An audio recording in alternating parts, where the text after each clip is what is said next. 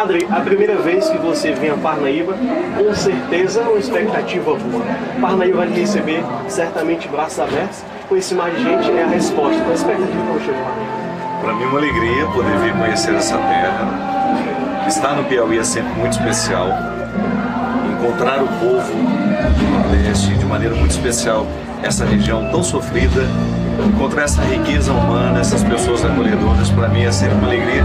Uma noite especial como essa, a gente ter a oportunidade de falar de Deus através da música, promover a alegria e a esperança no coração de quem veio aqui. Espalhando amor é o tema do show.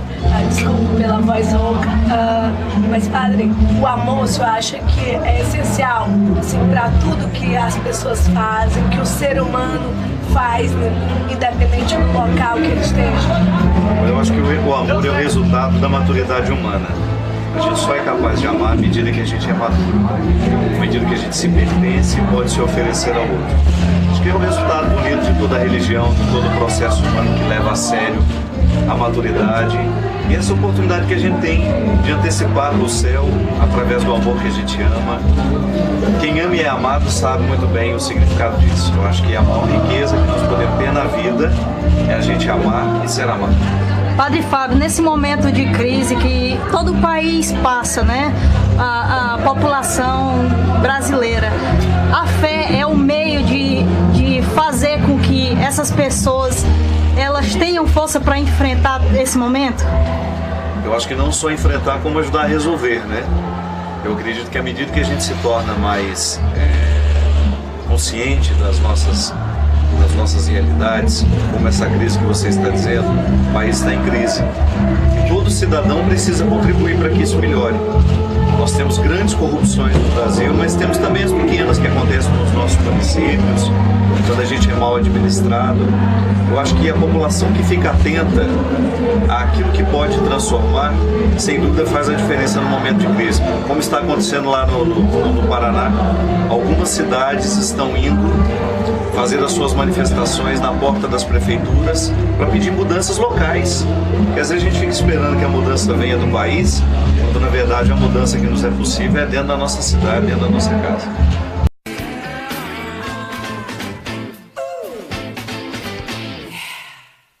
Por que é que se diz que esse tipo de sexualidade... qual foi a expressão que você usou? Que o crime parece ser pior do que todos os outros, né? Por que ser um crime? Por que pecado na sexualidade quando ela não é parecida, quando ela não é a heterossexual? Por que, se até os animais têm isso, por que neste animal aqui é justamente, nós somos o fruto de um processo histórico que a gente não pôde decidir muito, a gente não interferiu muito, porque já chegou para nós assim. Desde que o mundo é mundo, a sexualidade foi um problema para ser vivido, para ser experimentado e, sobretudo, para ser interpretado. Eu acho essa questão da sexualidade, ela é tão complexa, tão complexa. Principalmente porque ela, se for ser julgada, há aí uma arrogância, porque a igreja estaria julgando Deus, ou não somos todos criaturas de Deus? Então, mas veja bem, a questão é o seguinte, o que é inevitável é que as questões sexuais ganharam um peso muito grande dentro do código moral cristão. Por que eu não sei? Há uma mulher nesse livro em que ela... Mulheres de Aço e de Flores, que Marília Pêra vai fazer no teatro. Vai fazer no teatro, se Deus quiser. Há uma personagem aqui que eu gosto muito do que ela fala. Ela diz assim, ela é uma mulher que não conseguiu realizar o grande sonho de casar-se com um homem que ela se apaixonou, porque ele nem sabia da existência dela. E ela começa a lamentar no início do conto que desde pequena ela aprendeu que o que convence Deus são os joelhos esfolados. Que nunca na vida alguém ensinou para ela que alguém poderia ser santo porque amou demais. Ela diz assim, eu não falo do amor aos miseráveis, eu falo do amor carnal. De uma mulher que casou-se com um homem e amou tanto este homem, espiritualmente e do ponto de vista carnal, porque era dele esposa, eu nunca escutei que uma mulher foi canonizada por ter amado demais. E eu acho interessante porque na boca dessa mulher eu faço uma reflexão. Durante muito tempo me incomodou essa questão. Por que só os castos ficaram santos? Por que a glória dos altares ela foi, claro, nós temos outros casos, outras exceções, mas a grande maioria dos santos viveu casto. Por que que isto é uma questão recorrente dentro do próprio reconhecimento que a igreja faz daquilo que é santo? E hoje, graças a Deus, Marília, nós temos uma evolução muito grande, a própria compreensão da dimensão unitiva do sexo no casamento. Antes se compreendia o sexo apenas como um jeito de reproduzir. Mas e hoje tem a dimensão unitiva. Ainda a igreja é contra a pílula anticoncepcional e a camisinha, que além do mais previne... É outro lado do leque que é terrível, é muito amplo tudo isso. Mas se você for pensar na dimensão do prazer sexual, por que o prazer sexual ele causou tanto problema dentro do contexto das religiões? Não é só no cristianismo. Nós temos o convite à castidade em diversas outras manifestações religiosas. A própria questão dos intelectuais na Idade Média, que faziam a opção pela castidade como sendo uma forma de casamento. Né? Sabe o que, Fábio? O que me parece e que é triste, porque em tempos de disputa mesmo de fiéis entre igrejas, a Igreja Católica ficou um pouco...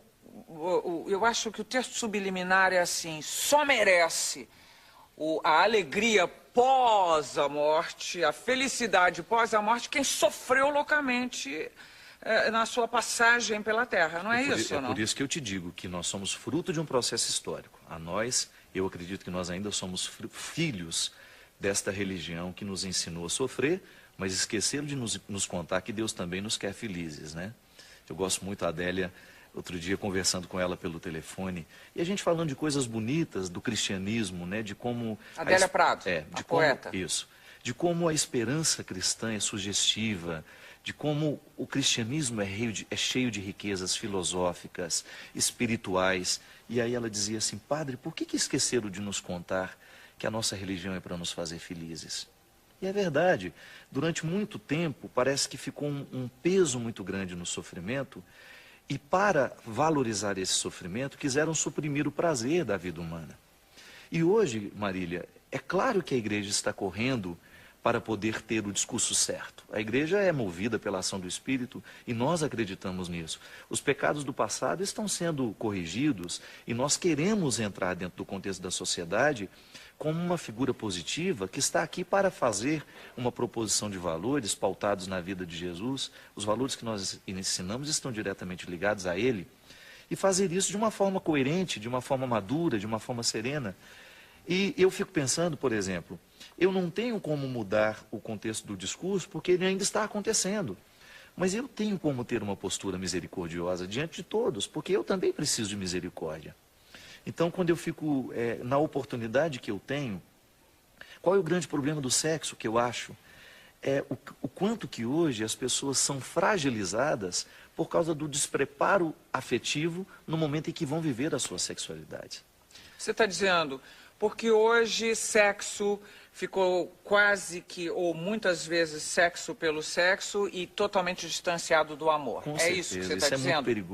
É muito perigoso, né? O discurso da camisinha, Bom, ele vem... A camisinha, vamos falar. O anticoncepcional. O anticoncepcional, que comemora 50 anos, né? E a camisinha que não previne, a camisinha que é usada para prevenir doenças que matam. E a igreja fala contra. Como fazer?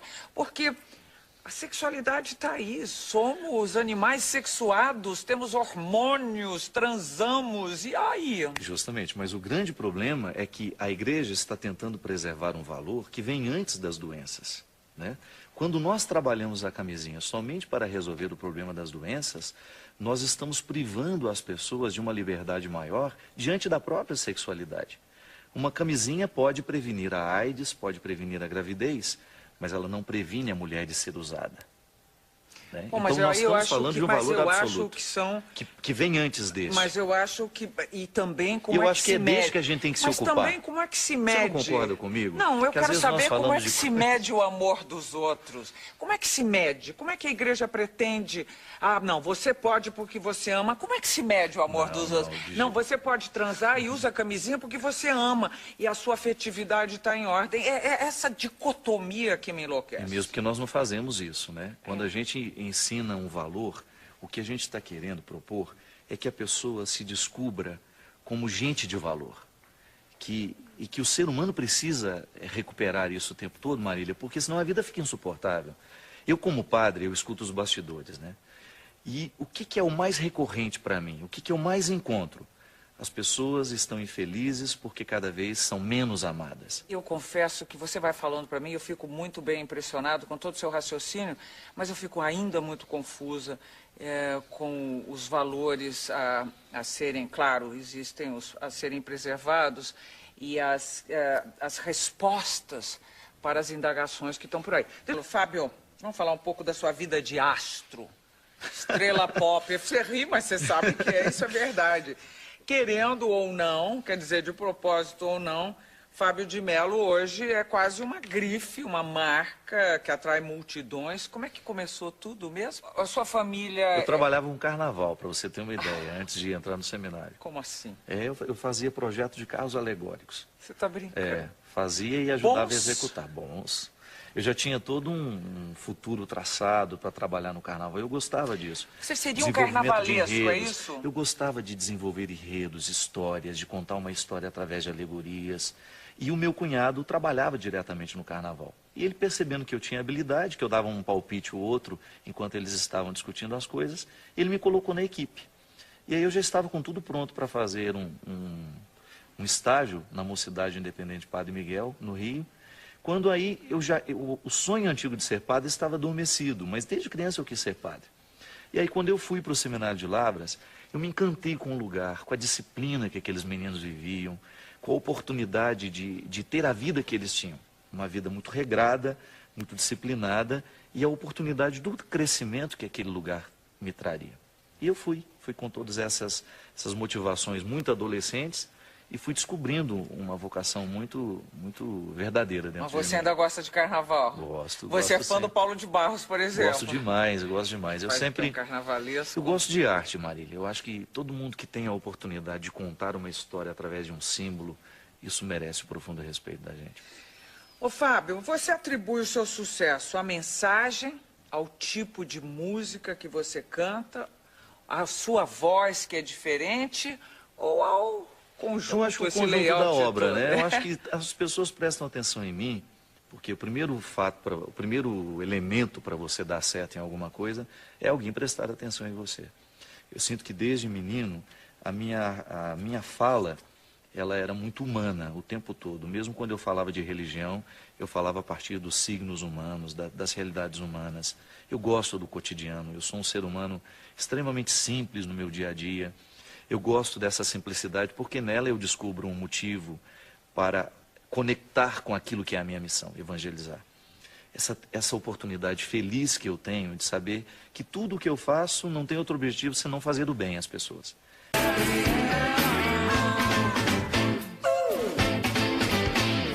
Ela de fato para ser olhada. Depois reclama que as pessoas ficam se ocupando demais da vida da gente. Isso.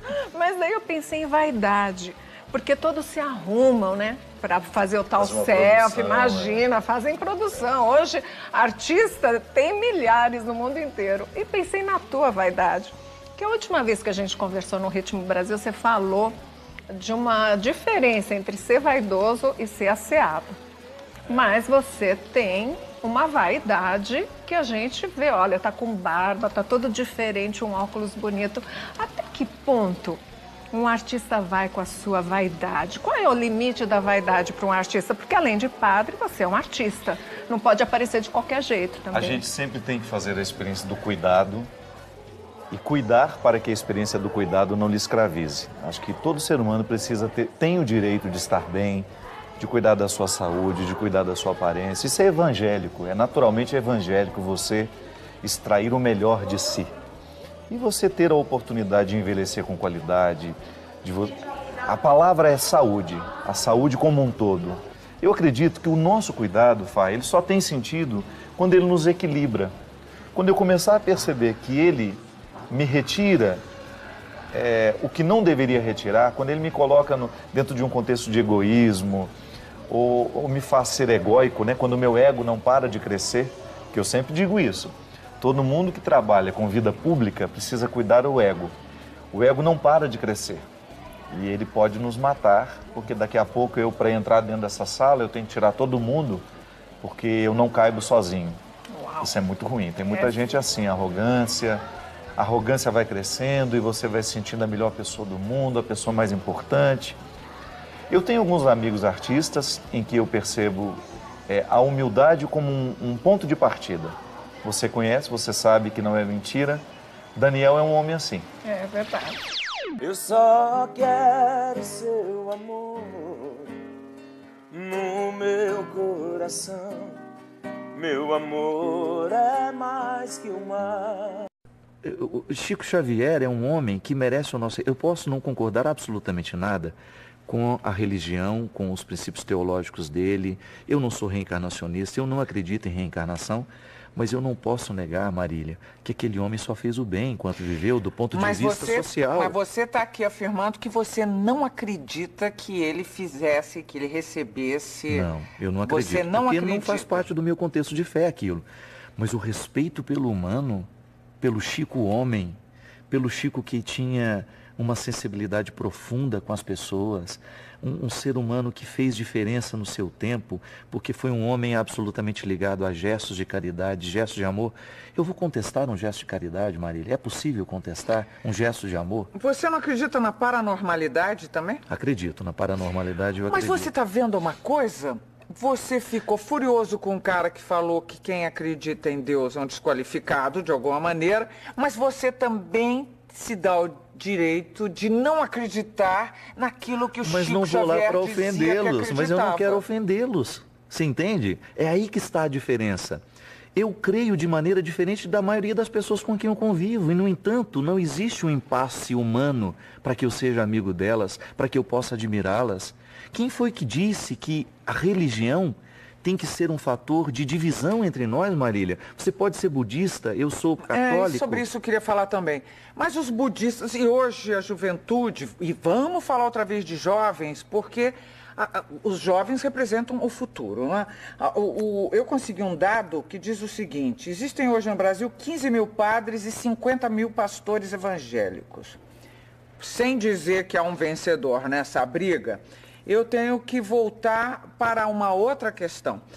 Se os jovens são a grande meta, né, o alvo preferido para você manter uma igreja, uma fé, uma crença viva, hoje esses jovens estão muito difíceis. E nesse caso, com 50 mil pastores ali doutrinando, evidentemente vai ser um caminho mais fácil que 15 mil padres fazendo a mesma coisa, à sua maneira. E no caso, com acesso à internet hoje e o conhecimento globalizado, esses jovens também têm conhecimento de outras religiões. Você mesmo citou o espiritismo, que não é novidade, o budismo, os muçulmanos, as religiões africanas, os hinduístas. Então, o rebanho hoje está muito espalhado. E queira ou não queira, a igreja é uma grande empresa. As igrejas são grandes empresas. Verdade ou não? Funcionam? Elas têm que funcionar como grandes empresas. Senão elas não têm como atender os fiéis. Né? Exatamente. Quem paga aquela luz, né? Então, elas não podem eventualmente falir, quebrar e deixar de existir por isso mesmo? Se elas visam esse lucro, é claro, porque se não estou você vai falando de ver... lucro, estou falando de subsistência mesmo. Mas se você vai ver o processo de sobrevivência das igrejas, as católicas, por exemplo, onde nós estamos, a maioria vive com dificuldade, Marília. Manter uma estrutura, os padres passam um perrengue danado para darem conta de manterem a estrutura funcionando, as salas de catequese, a igreja, o templo, o lugar, os atendimentos, então é tudo muito complexo. Fala a verdade, você não esperava que eu ia hoje ficar tão chata aqui com você nessa não é entrevista, chata, não? Imagina, foi muito Mas agradável estar aqui. Eu preciso de respostas, Fábio. Claro, entendeu? claro. Estou conversando com o padre Fábio de Mello. Nós voltamos em seguida para o último bloco do programa.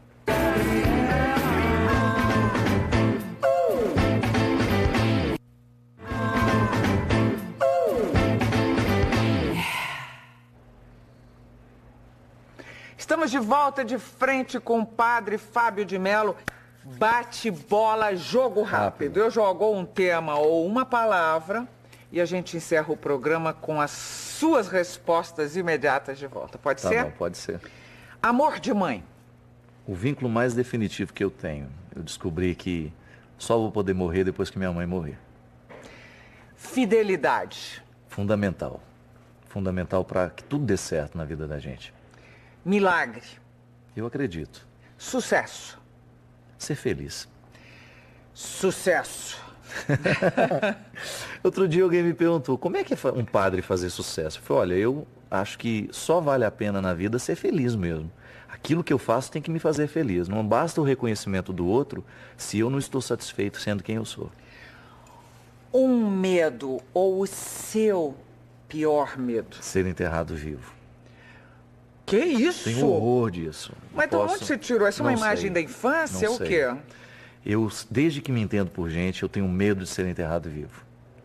Você já tomou providências? Deixou um testamento escrito já pedindo pedindo uns para 4, 5 celulares com a bateria Celular? cheia. Não é melhor pedir para alguém espetar Um alfinetes chip, alguma em você? coisa. Meu Deus, eu tenho horror disso. É? Horror.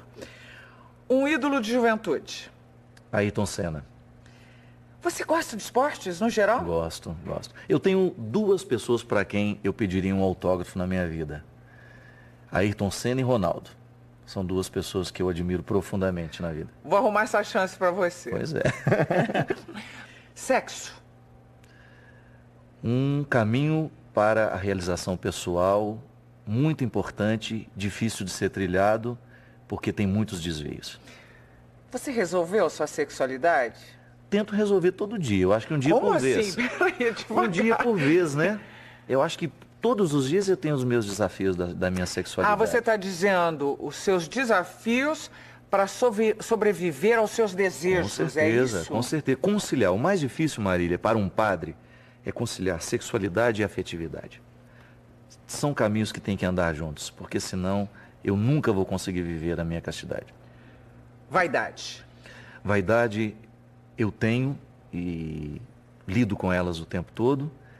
E acho que a pior vaidade... Várias vaidades, então? Tenho algumas vaidades, sim. Eu sou um homem que tenho consciência das minhas vaidades.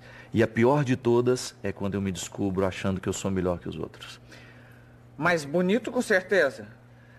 Eu gosto de me cuidar. Mais bonito eu não me acho, não. Eu gosto de me cuidar. Mas não gritam pra você o tempo inteiro? Bonito nos seus shows, eles não falam? Como é não? Vai me dizer É que verdade, não? não tem. Gostoso, aquela coisa de show popular. Não tem mesmo. Às vezes eu tenho um público de 10, 15 mil pessoas. É muito, mas muito raro ouvir uma coisa assim.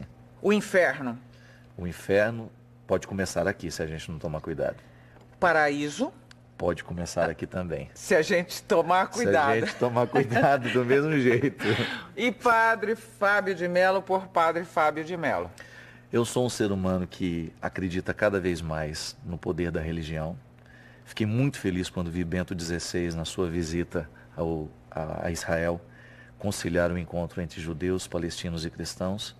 Eu acho que o mundo só vai ter solução no dia em que a gente descobrir que antes das nossas denominações religiosas, nós somos pessoas com sonhos, com esperanças, e que o mundo vai ficar mais bonito à medida em que, mesmo rezando em templos diferentes, depois do templo a gente possa comer no mesmo restaurante. Com todo respeito, obrigado. Fábio. Hoje eu conversei com o Padre Fábio de Mello. Até domingo que vem, aqui no SBT. Lá vem ela, Maria Gabriela, Barbarella, Cinderela, Maria Gabriela, Gabi Canela, Gabriela.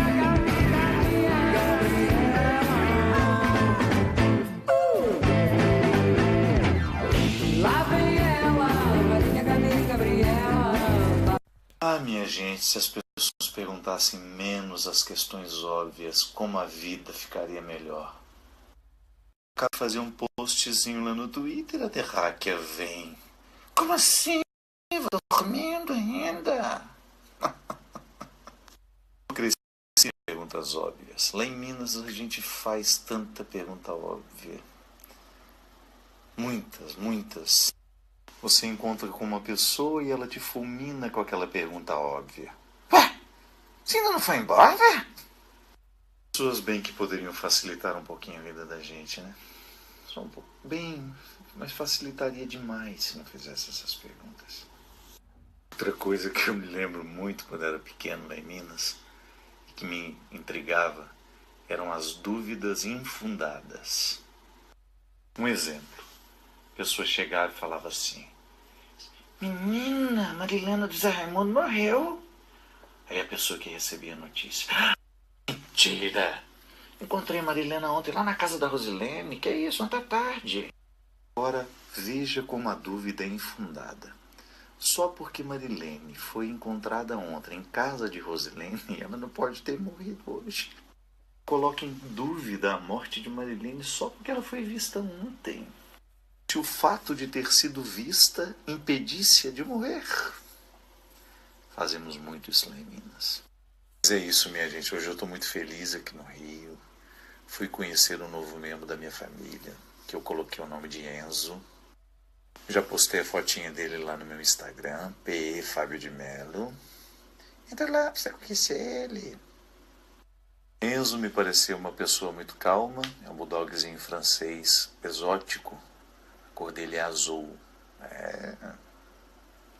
Vamos ver como o temperamental Luca vai recebê-lo, né? Espero que bem. Vamos acompanhar, depois eu conto para vocês. Mas é isso, gente. Papai já vai mimir. Muitas delegadas francisquinhas já estão dando ordem. Antes que elas pensem que eu estou me rendendo às ordens delas, eu vou me recolher agora. Boa noite para vocês. Gente, antes de ir embora, eu gostaria de contar um fato que me marcou muito a infância. O falecimento de um senhor lá em Divinópolis, Minas Gerais. O senhor morreu e tinha uma filha dele que morava em São Paulo. Sempre tem. Todo mineiro sempre tem um parente que mora em São Paulo que a gente precisa esperar chegar para fazer o sepultamento. Quando essa filha chegou, minha gente, ela se debruçou em cima do pai dela e ela chorava, chorava. Ai, me leva junto. As frases dramáticas assim, são muito usadas nos velórios lá em Minas. Dá vontade de jogar junto lá na cova, né? Pra ver se vai mesmo, na hora que estiver enterrando. Então vai. Muita falta do seu pai, então vamos jogar você no buraco aí. Vamos ver se você quer ficar aí mesmo. Essas frases de efeito acabam na hora, não é você? O nome da moça era Gorete. E ela, desde que chegou e ficou chorando em cima do pai dela, a avó, que era mãe do defunto, estava parada ao lado, assim. Aí a velhota não falava nada, só observava a cena. E todos que estavam na sala percebendo aquele silêncio da velhota, só olhando Gorete chorar. De repente, gente, a velhota soltou uma pérola. Ela falou assim: Gorete, bem. E batia no ombro assim da Gorete, sabe? Pra Gorete olhar pra ela. Gorete. Gorete olhou e ela falou assim: Gorete, bem.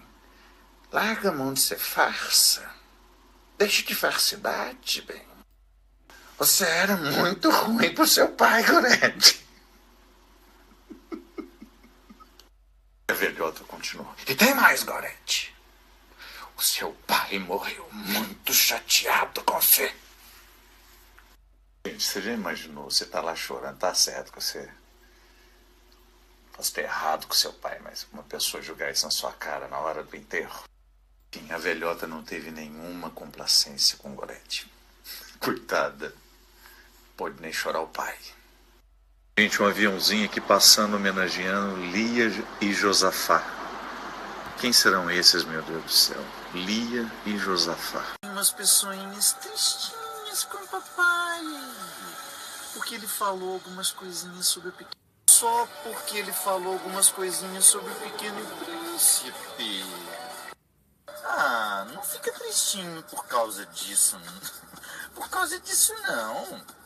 Estou aqui consternado emocionado, embargado com as manifestações de apoio e de carinho da minha querida Mariana Belém, sobre os posicionamentos do Garotinho, o Pequeno Príncipe, coisas que a gente falou, que estão aí nos íntimos das nossas... Tá parecendo um discurso daquele rapaz lá do Paraná, o César, do Big Brother, que juntava umas expressões estranhas. Outra coisa que eu queria comentar, como as pessoas são levianas nos comentários que fazem.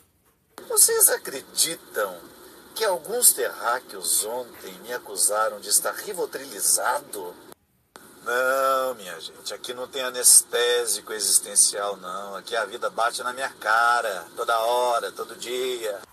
Até sofro na tentação de ter um aerosol, um Rivotril aerosol para borrifar no ambiente. Também, às vezes, administro o desejo de ter aí uns 3, 4 vidrinhos derramados na caixa d'água. Gente, desculpe a insistência, só para terminar o assunto, aqui não há nenhuma droga para dormir, é só mesmo o cansaço. É que às vezes as pessoas também são muito cruéis, elas esperam uma fluidez de pensamento, uma fluidez de fala de uma pessoa que está exausta. Enfim, é assim, os levianos estão por todos os lugares e nós, exaustos, seremos sempre vítimas destes comentários infelizes. Gente, hoje eu tive mais uma reunião de 2 horas, ontem eu tive uma de 4, então somando dá 60 anos, já que cada hora envelhece 10. E agora eu estou aqui mais abatido que um velho combatente de guerra, como se tivesse levado um tiro na vesícula biliar. Vocês acreditam que hoje, quando eu postei que as minhas pálpebras estavam mais pesadas que o viaduto do chá, aí alguns terráqueos vieram me perguntar: o que é o viaduto do chá? Aí eu não podia acreditar no que os meus olhos liam, porque o mesmo tempo que a pessoa teve de escrever no Twitter fazendo a pergunta, ela teria perguntado para o tio Google. Não satisfeitos, outros terráqueos começaram a me enviar sugestões de viadutos locais. Enfim, já nos dizia sabiamente Kátia, não está sendo fácil. Não está sendo fácil. Falar não está sendo fácil, vocês viram que tristeza lá no Acre. A oncinha que era cuidada por uma família como se um gato e a polícia foi lá e arrancou ela de lá. Imagina que tristeza, você está lá toda aconchegadinha na sua caminha, deitadinho. Aí de repente chega um policial e te fala que você não é um gato, que você é uma onça. Muito triste. E é um trauma duplo, né? Você perde a família que cuidava de você, que te alimentava, e ainda descobre de quebra que você não é o que você achava que era. Mas é isso, gente. Tristeza todo mundo tem. A oncinha que dê jeito lá de resolver a situação dela, não podemos fazer nada. Estou aqui agradecendo ao meu mecanismo sabotador, autodestruidor, por ter me acordado 5h30 da manhã. O raciocínio que eu faço, minha gente, é que eu já acordo trabalhando contra mim, né? Poderia ter dormido um pouco mais, descansado, mas não. 5h30 da manhã, aí o meu primeiro compromisso é às 9h, vou ter um dia cheio de trabalho. Enfim, vou amargar uma sonolência aí.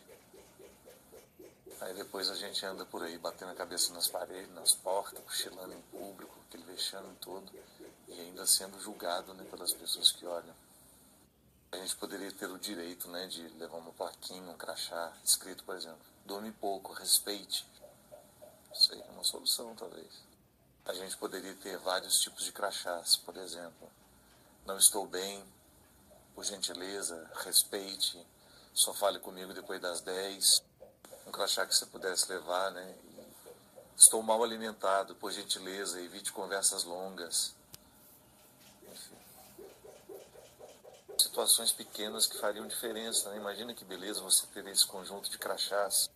Você confeccionaria esses crachás e, de acordo com a sua necessidade, você o apresentaria, assim, sem dizer nada, sabe? Tá no pescoço, a pessoa lê. Eu ia mandar fazer um assim: por recomendações médicas, só tratem comigo assuntos aprazíveis. Mas é isso, gente. Vamos dar um jeito na vida, porque o pó de café não caminhará sozinho na direção da cafeteira. Hoje nós estamos recebendo no nosso programa o Pequeno Príncipe. Vai nos conceder uma entrevista reveladora. Você não pode perder.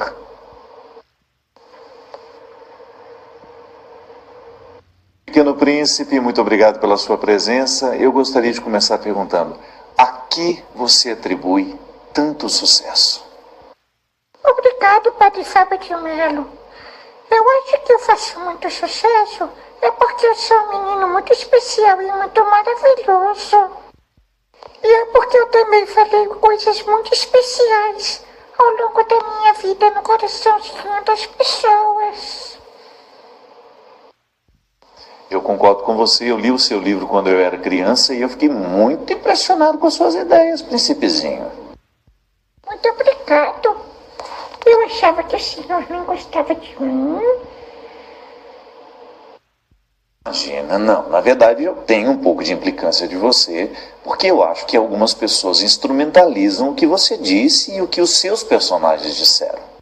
E as frases do seu livro serem usadas de maneira equivocada, instrumentalizadas a partir de uma carência insuportável.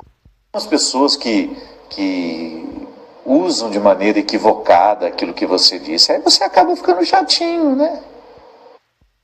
Nossa, que triste, Padre Fábio de Melo. Muito triste. Eu quis te trazer aqui justamente para superar esses equívocos e você ter a oportunidade de dizer... aliás, você disse que estava chateado comigo. Por quê? Porque o senhor falou que eu sou um moleque muito chato. Desculpa, Padre Fábio de Melo. Eu não queria me exaltar. Desculpa.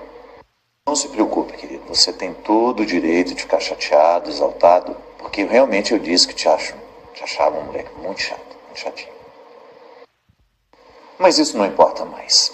Gostaria de lhe perguntar o seguinte: qual frase sua ou dos seus personagens lá do seu livro que você mais gosta? Padre Fábio de Melo, eu gosto muito de todas elas. Elas foram todas ditas com muito amor e carinho. Muito amor. Eu gosto muito daquela. Se tu vienes, por exemplo, às 4 da tarde, às 3 eu já começaria a ser feliz.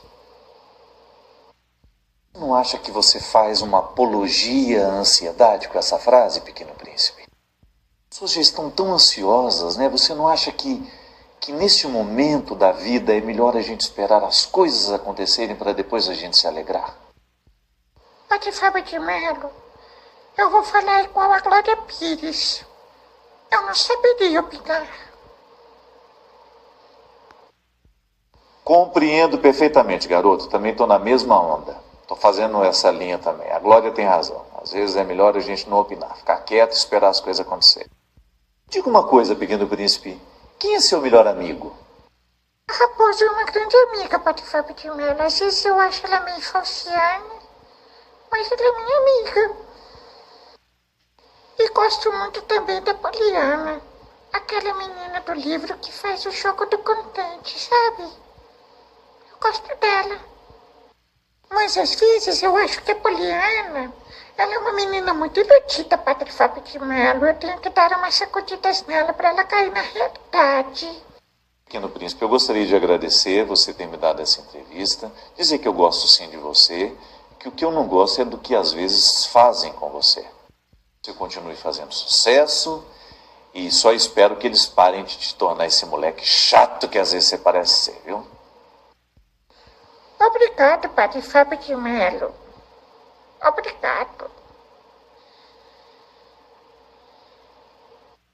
Gostaria que você encerrasse o programa com uma frase, ou deixando seu telefone de contato, não sei. O telefone de contato, Padre Fábio de Melo, é o 011 29 77 78 29 26. Falar com a Chivoneide. Eu trabalho com festas infantis e eu também, Padre Fábio de Melo, trabalho muito com concurso de misses. Elas gostam muito de mim. Eu gostaria de agradecer o carinho de todos vocês. Um beijinho do Pequeno Príncipe, viu? Tchau! Ei, Silvio, hoje eu estou de frente com um superstar da Igreja Católica.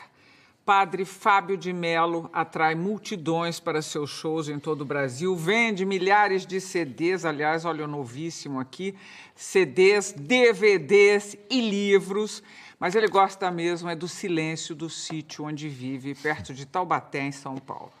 O sucesso e o assédio não desviam Padre Fábio do seu papel principal, o de mensageiro da fé cristã.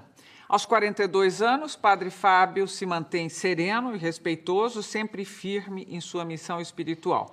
Mineiro da cidade de Formiga, ele é sacerdote e professor, graduado em filosofia e teologia, pós-graduado em educação, hoje escritor, cantor, compositor e apresentador de televisão.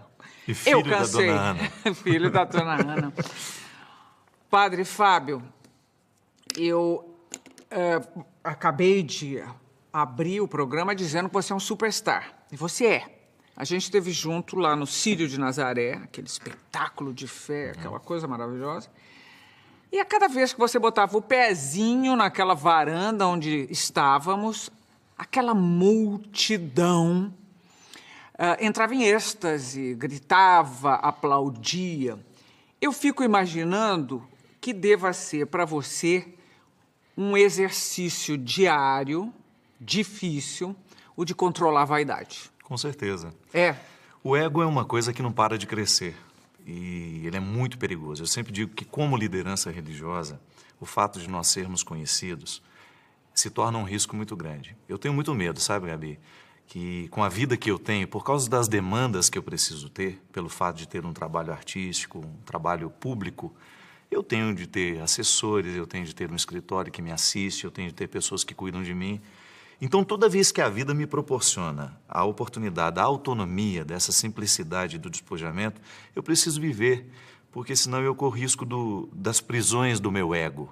De repente, eu entro dentro de um contexto de ilusão porque a fama faz isso com uma pessoa, e eu me desprendo daquilo que é o essencial e daquilo que é o fundamental, e, sobretudo, do motivo que me fez tornar-se conhecido, que é justamente de exercer uma liderança religiosa. Mas você tem, por trás disso tudo, quer dizer, o exercício artístico era uma vocação. Era. Eu sempre me senti artista. Desde quando criança, acho que seria uma hipocrisia da minha parte dizer que sou padre e que não sou artista. Sim, eu sou padre e também sou artista, porque a arte faz parte da minha história.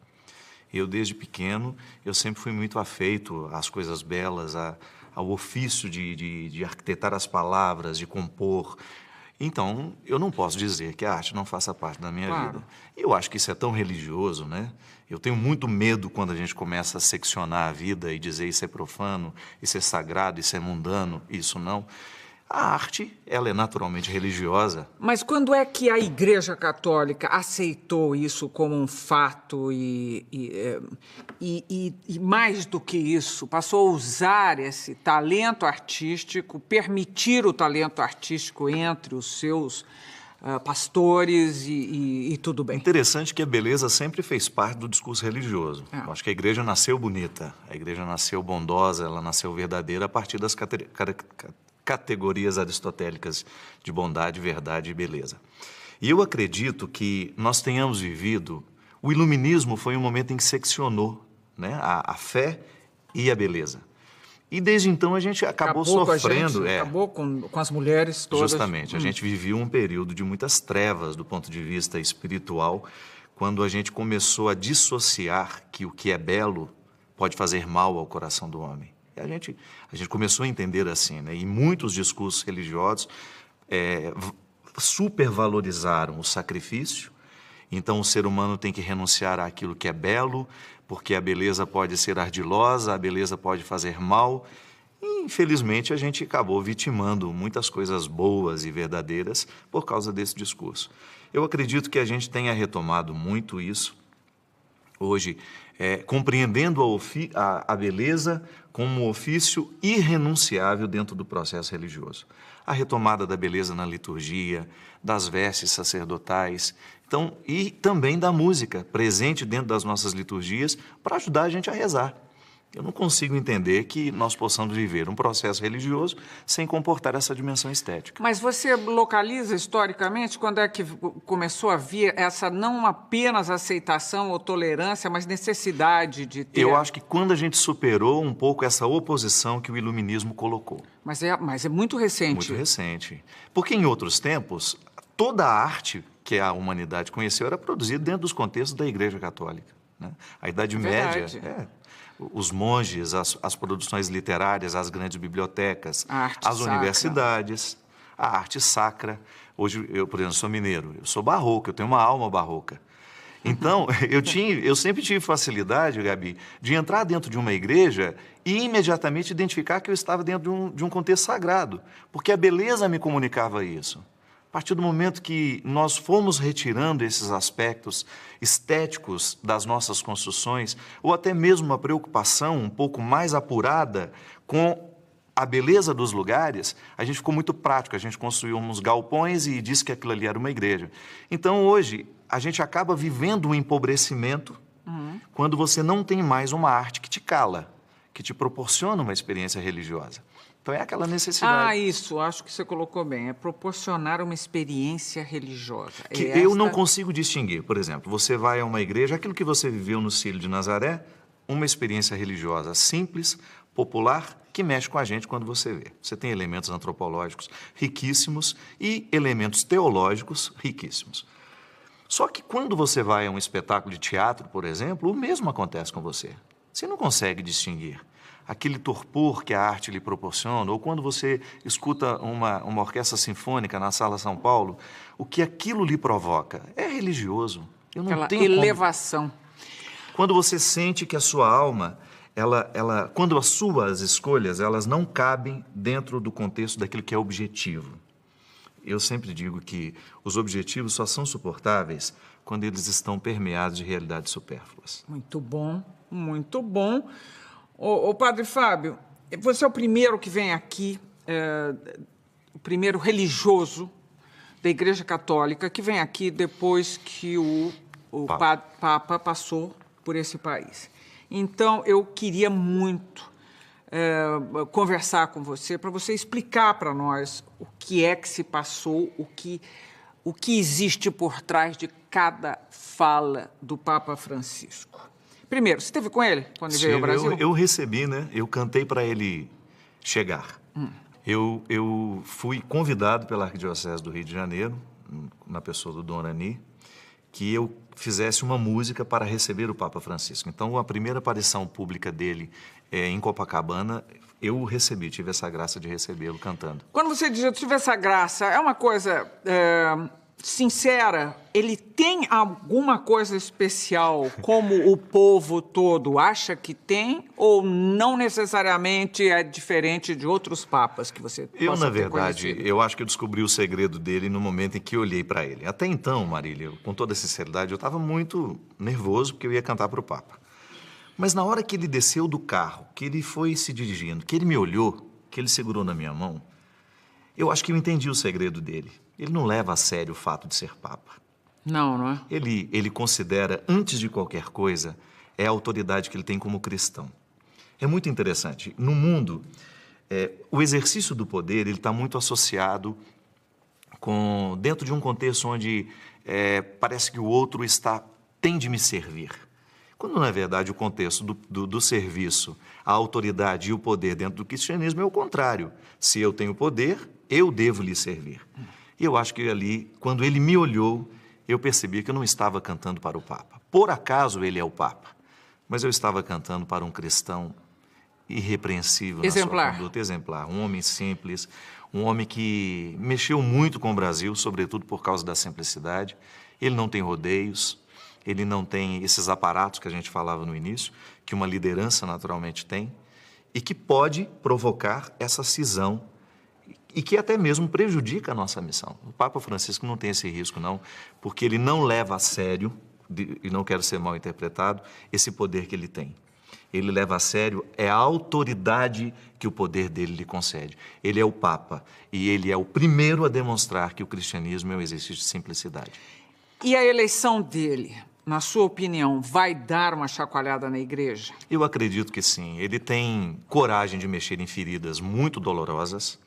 Não que o Bento XVI não tivesse. Mas eu acho... Bento XVI, ele se retirou. Por que motivos? Você acha que era apenas um enorme cansaço ou realmente ele se viu ali enredado por situações e amizades que ele tinha que sair daquilo para alguém tomar providências? Marília, o Papa Bento XVI, ele é um dos homens mais preparados da história da Igreja. Ele pode ser comparado aos grandes nomes do início do cristianismo pela capacidade intelectual e pela capacidade teológica daquele homem. Você não pode imaginar como aquele homem é capacitado. Eu acho que ele foi muito coerente. Eu acho que ele entrou para a história justamente por demonstrar que o poder é relativo. Eu acho que um homem com a capacidade intelectual e mística que ele tem, ele jamais poderia se permitir ir adiante no seu pontificado sem saber que dispunha das condições para isso. Eu acho que ele estava realmente cansado e ele se sentia já sem condições de dar os passos que a igreja precisava que desse. Bom, aí... Coerência. Aí é eleito o Papa Francisco, que você ia dizer. Vem esse homem surpreendente. E a chacoalhada na igreja que eu perguntei? A chacoalhada, justamente por ele ser um homem que não tem rodeios. Eu acho que ele enfrenta de maneira muito direta as questões que lhe são apresentadas. Então ele reconhece que a cúria romana tem feridas, tem chagas, que se não forem tocadas com a verdade, nós vamos perder ainda mais a credibilidade diante da sociedade. Olha, em uma entrevista, o Papa Francisco disse que a primeira reforma da igreja deve ser a do comportamento. O que isso significa para pessoas como você, Padre Fábio? Quando ele me convida a pensar o meu comportamento como líder religioso, e ele tem falado muito disso, ele tem pedido muito que nós padres, que nós bispos, que nós cardeais, quando eu falo nós, na totalidade da igreja, que a gente não se torne um burocrata da fé. O que é um burocrata da fé? É aquele que vive as obrigações, é aquele que se priva do serviço que presta. Eu acho muito interessante, porque eu, como padre, eu sou convidado a servir o povo. Só que antes de servir o povo, eu preciso me beneficiar, do ponto de vista espiritual, daquilo que eu ofereço ao outro. O burocrata não vive essa dimensão íntima da fé. Ele apenas realiza, ele apenas executa, ele se torna alguém que cuida das dimensões práticas da fé, mas não consegue saborear o evangelho dentro do coração, justamente. A fé que eu proponho ao outro, Marília, precisa fazer bem a mim. Eu não posso levar isso como um fardo de obrigações, eu não posso interpretar o meu ministério sacerdotal dissociado da experiência de fé que eu proporciono aos outros, mas que é irrenunciável em mim. Então, é claro que quando eu observo essa dimensão mais íntima do cristianismo, que é aquela que não passa pela fachada, que é aquela que não passa pelo que o outro está vendo de mim, mas por aquilo que eu vivo na minha intimidade. O Papa Francisco nos convida a fazer uma leitura muito honesta de como nós somos cristãos. E porque sou padre, tenho uma responsabilidade ainda maior no momento em que eu vou analisar o meu ser cristão. Porque eu tenho um ofício a viver, um ofício a ser experimentado. Isso é, então, a reforma de um comportamento. E me parece, com a sua explicação, que é um retorno à simplicidade. É isso mesmo? Sim, com certeza.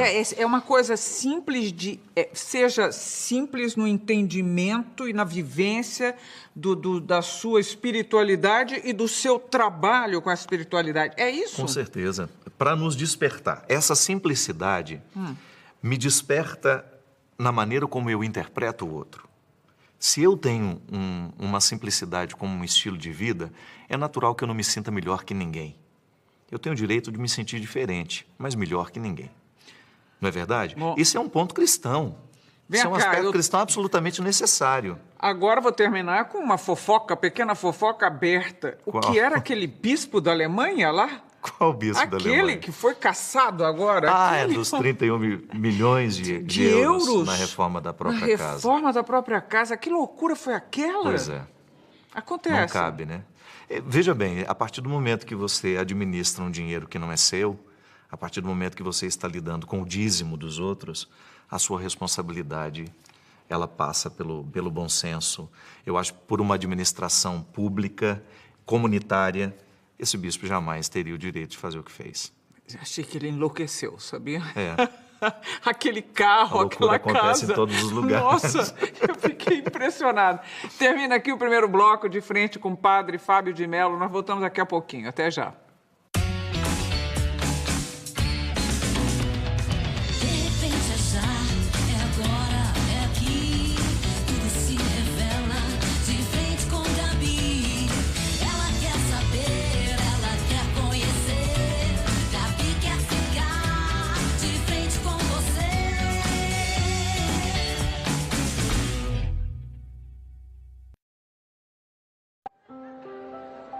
Uma das histórias mais bonitas do meu pai aconteceu numa tarde chuvosa. Nós estávamos em casa quando alguém veio nos avisar: Dona Ana, a senhora vai ter que buscar o seu Natinho, porque ele está bêbado demais e ele não consegue voltar para casa. Está caído lá na padaria, lá na frente, lá no centro. Eu me recordo que eu era muito pequenininho. Imediatamente eu já me levantei pronto para resolver a situação, sabe? Fui eu, minha mãe e um irmão meu mais velho. Eu me recordo, gente, que quando nós chegamos lá, meu pai estava caído, na sarjeta mesmo. A bicicletinha dele, ele era pedreiro, né?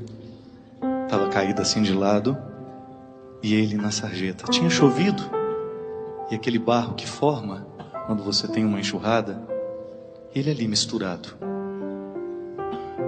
Eu me lembro que o primeiro sentimento que me veio foi de vergonha. Eu tinha medo que algum colega meu pudesse passar, pudesse ver o meu pai naquela situação. E eu me lembro que nós tiramos ele ali com pressa, muita pressa. Levamos ele para casa, demos um banho nele, para que ele voltasse a ser o meu pai. Meu pai foi um homem muito trabalhador, muito justo, muito honesto, mas viveu num determinado momento da vida dele o problema do álcool. Superou, graças a Deus, morreu sem o problema. Mas aquela tarde fica registrado na minha memória de um jeito muito intenso, porque ela representa para mim uma das aulas de teologia que a faculdade não me deu. É bonito você reconhecer o amor que você tem por uma pessoa no momento em que ela não está no pódio. É fácil amar a pessoa no momento da vitória, no momento em que há razões para ser amada. Mas no momento em que o outro faz tudo errado e mesmo assim o seu coração se mobiliza para continuar elegendo como seu. Eu aprendi que Deus é assim. Que mesmo no momento da nossa sarjeta, a predileção dele por nós não passa, não termina. Porque o amor que Deus tem por nós não passa pela lógica da utilidade, do mérito, não. Passa pela lógica do significado. Não é mérito, não precisa ter. Depois de tanto tempo vivido, eu identifico que o sentimento que me ocorreu naquele momento, não era de vergonha, era de indignação. Porque a indignação é você ver a pessoa certa no lugar errado. E eu, como padre, hoje, eu compreendo que o essencial da minha vida, da minha evangelização, consiste justamente em descobrir e ficar indignado com as realidades que eu encontro quando vejo pessoas certas nas situações erradas. E para mim o processo religioso vale na vida justamente para isso, para nos retirar da sarjeta, para lavar a nossa alma e nos devolver a dignidade perdida.